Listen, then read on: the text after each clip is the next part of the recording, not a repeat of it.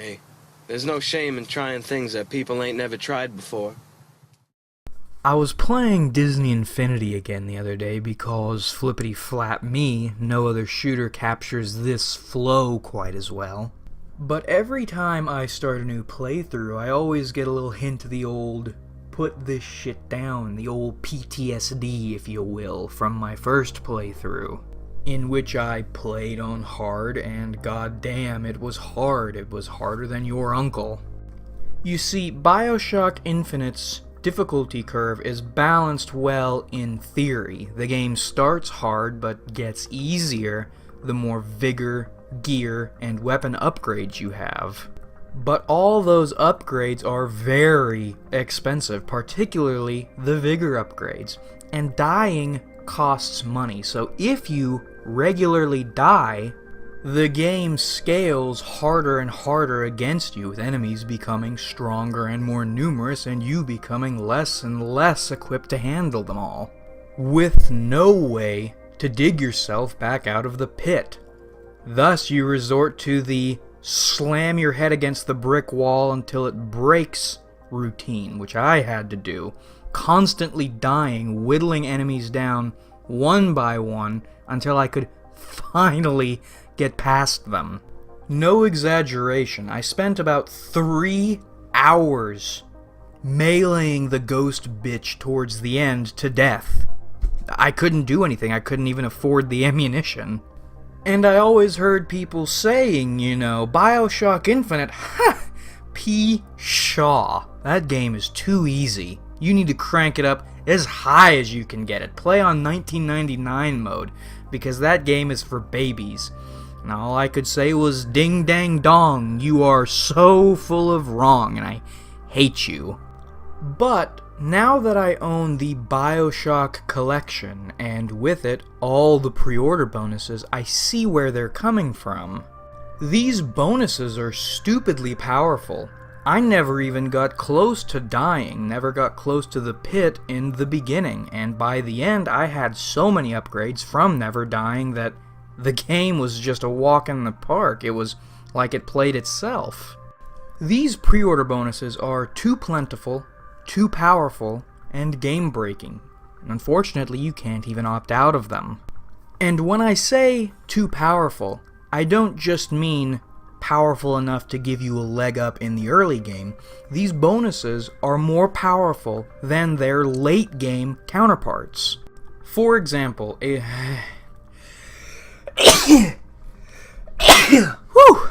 For example, there exists a late-game gear which gives you, on hit, a 60% chance to burn your enemies for 3 seconds. Fire only deals damage, no CC. Versus this bad boy, which gives you a 70% chance to shock your enemies for 4 seconds. Lightning stuns and deals damage. And you get this as a pre-order bonus right off the bat. Gear which completely and wholly outclasses a set of late-game gear. And then we have this ridiculous garbage. 75% increased magazine size. That's insane. 25% more than the matching late-game gear at 50% increased magazine size. And again, that is late-game gear, people. And this one right here is the biggest and worst offender.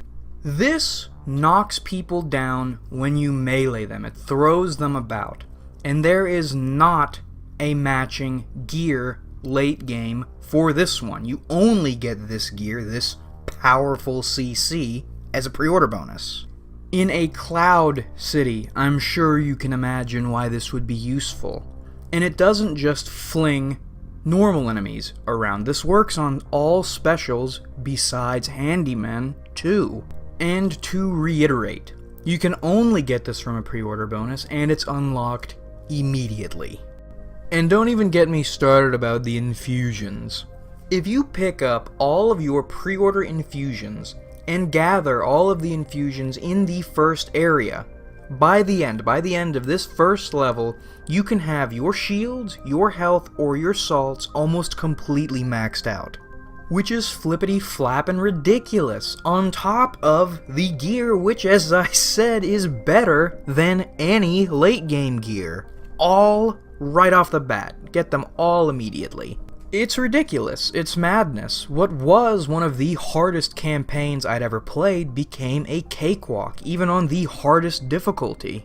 And then I understood. Light bulb on, penis awake. What they were saying, what those people were saying about the game being easy, suddenly made sense.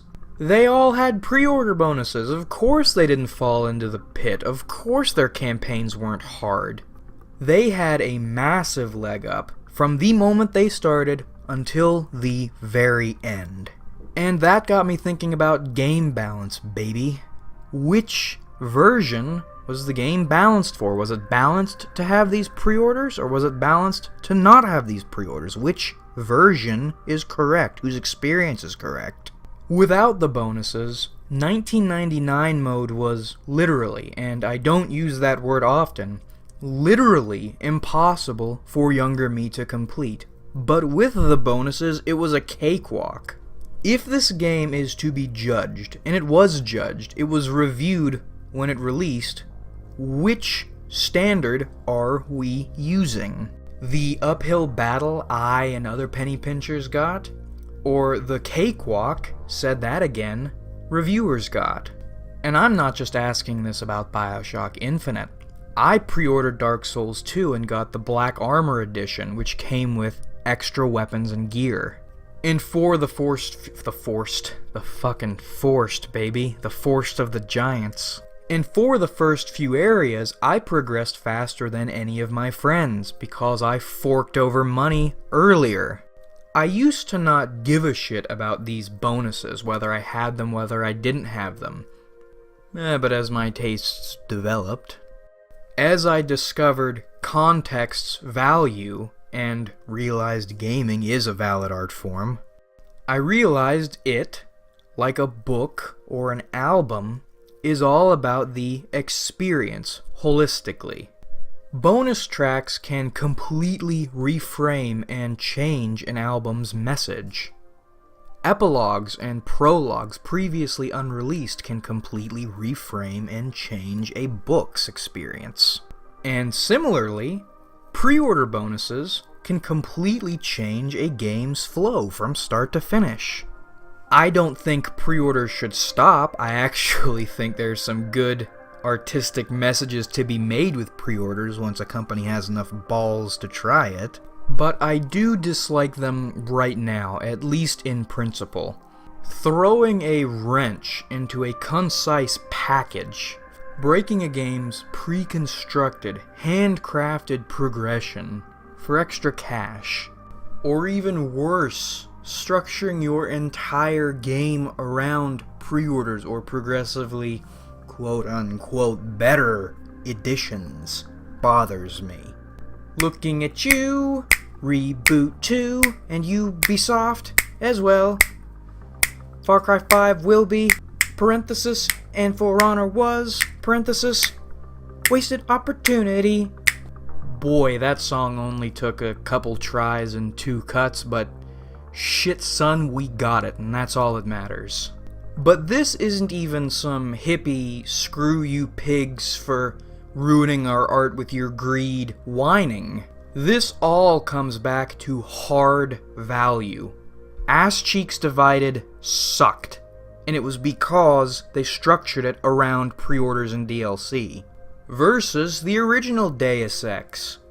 One version, one edition, a masterpiece. Well designed, well balanced, and ultimately well received.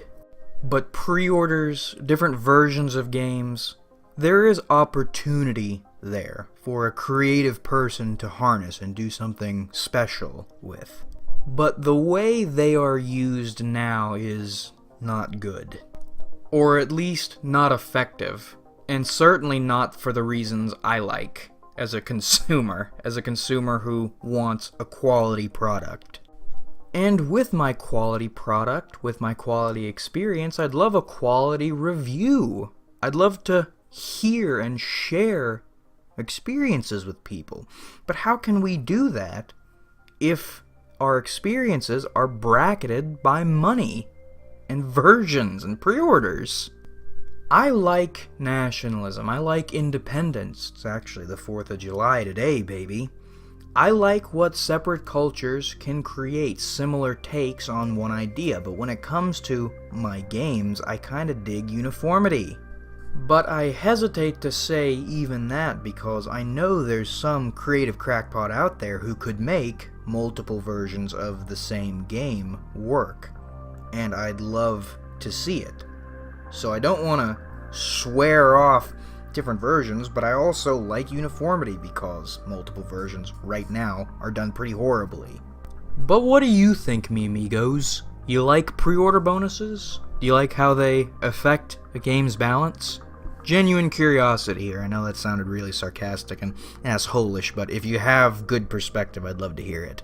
Any examples of pre-order bonuses done well, tastefully, creatively even? Any examples of pre-order bonuses done egregiously badly, poorly, horribly, tastelessly? Well, I already kicked it off with the ass cheeks divided, but I'd love to hear some you know of. I spent $100 on the Aliens Colonial Marines Ultimate Edition pre-order. And I got a gun which one-shot anything and had almost unlimited ammo. And I didn't just use it in single player, I could bring it into multiplayer too, and whoo boy, everyone thought I was a little hackerman. It was pretty great. My experience was better than other people's, that's for damn sure, son. It only cost me $100, and the shame of knowing I spent $100 on the Aliens Colonial Marines Ultimate Edition pre-order. God. Man, there are just some things in life you're ashamed of. Disgusting kinks, bad relationships, those Sonic fanfics I fucking mentioned a couple videos back. And then there's that, which might just be at the top of the list of the worst things in my life. Actually, no, probably the Sonic fanfics are a little bit lower, but man, disappointment. God, Jesus. And we're just gonna slide out on that note, son. I hope you enjoyed, because I certainly enjoyed making it. Like if you enjoyed, because that helps me out a lot. Subscribe if you haven't, because we do this shit more than weekly. I'd love to have you around, believe it or not. And comment your thoughts, because I love hearing from you. Another believe it or not thingamabob. But thanks again for watching, everybody. We have a lot of fun on this channel, and I would love to have you in the future.